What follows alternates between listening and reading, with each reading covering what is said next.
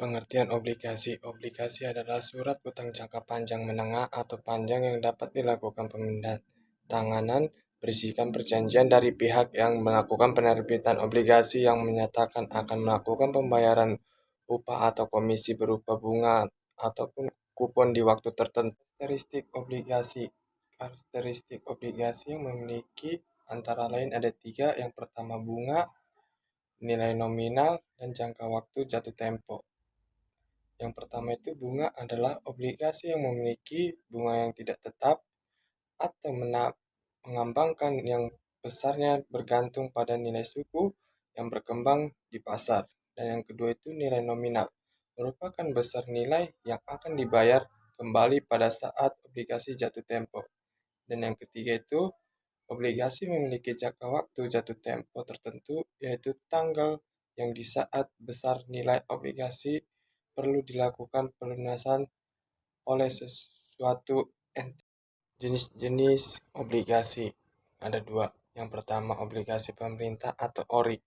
ORI adalah obligasi yang diterbitkan oleh negara yang dilakukan penjualan kepada pribadi atau perorangan masyarakat di Indonesia. ORI dapat memperjualbelikan di pasar perdana dan pasar sekunder. Obligasi perusahaan yang kedua, corporate bonds. Obligasi perusahaan merupakan surat utang jangka panjang yang diterbitkan oleh koperasi yang memiliki nilai utang dan perlu dilakukan pembayaran ketika jatuh tempo dengan pembayaran kupon ataupun kupon yang telah dilakukan penentuan pada kontrak utangnya tersebut.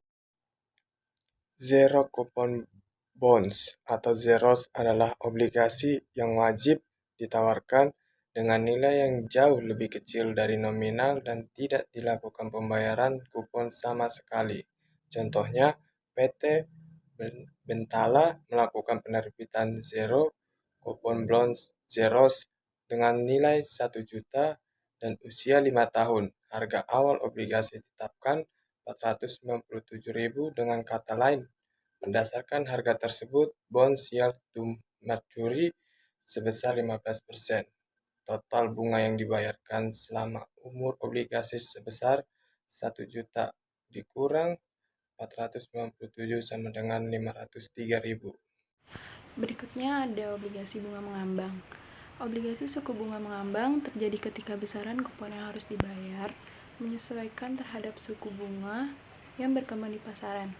Ciri-ciri dari obligasi dengan bunga mengambang ini adalah pemegang obligasi memiliki hak untuk melakukan penukaran atas obligasi yang dimilikinya dengan nilai nominal ketika membayarkan kupon setelah beberapa waktu, yang dikenal dengan put provision.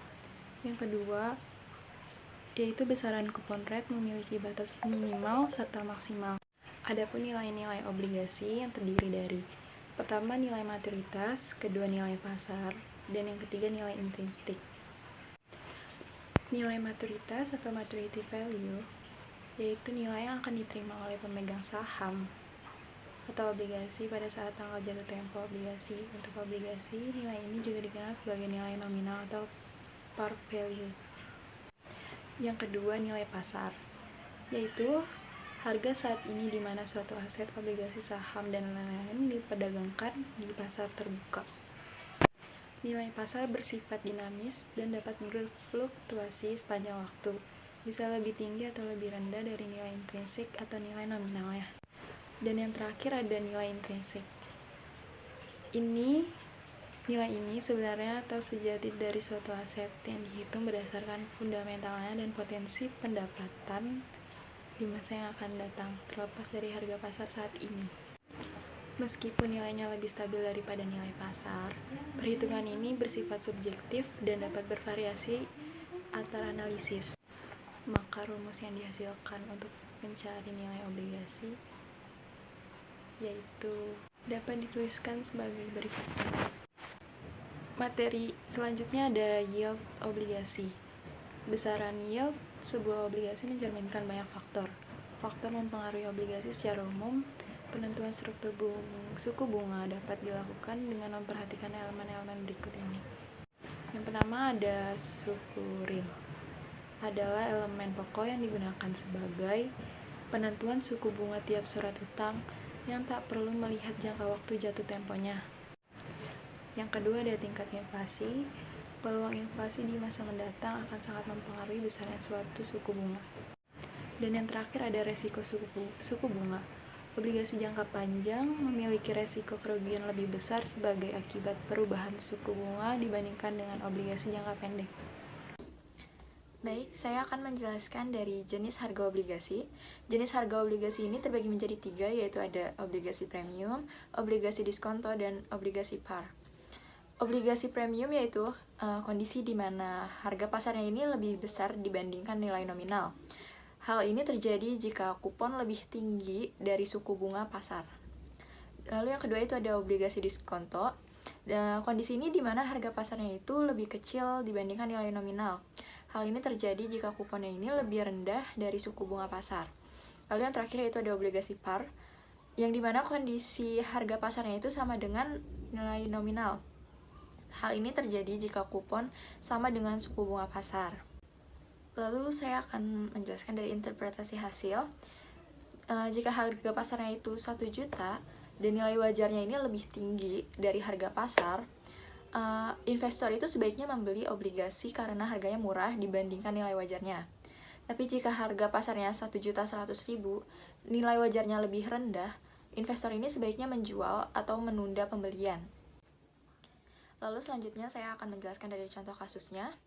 Dapat dilihat dari PPT di layar ini, PT Maju Jaya menerbitkan obligasi dengan data berikut, yang dimana nilai nominalnya ini ada 1 juta, kuponnya itu ada 10% per tahun, jangka waktunya itu 5 tahun, pembayaran kuponnya setiap tahun, dan tingkat bunga pasarnya itu ada 8%. Dan untuk rumusnya itu ada, rumus perhitungannya itu ada seperti ini. Lalu dapat dilihat dari tabel ini, yaitu tahun pertamanya itu ada arus kasnya 100.000, faktor diskontonya 0,9259, dan nilai sekarang itu 92.590. Tahun keduanya itu ada arus kasnya 100.000, faktor diskontonya 0,8573, dan nilai sekarang itu 85.730. Dan tahun ketiganya itu arus kasnya masih sama, yaitu 100.000, faktor diskontonya 0,7938, dan nilai sekarangnya itu 79.380. Dan tahun keempatnya itu masih sama juga, arus kasnya itu 100.000, faktor diskontonya 0,7350, nilai sekarangnya itu ya 73.500. Dan tahun kelimanya itu arus kasnya 1.100.000, faktor diskontonya 0,6806, dan nilai sekarangnya itu 748.660. Dan totalnya ada 1.079.860. Dan berdasarkan dari kasus di atas ini, nilai wajar obligasinya yaitu 1.079.860. Dan harga pasarnya itu 1 juta. Dan berdasarkan hal tersebut, nilai wajarnya ini lebih besar dibandingkan harga pasar. Dan jadinya obligasinya ini layak untuk dibeli. Sekian presentasi dari kelompok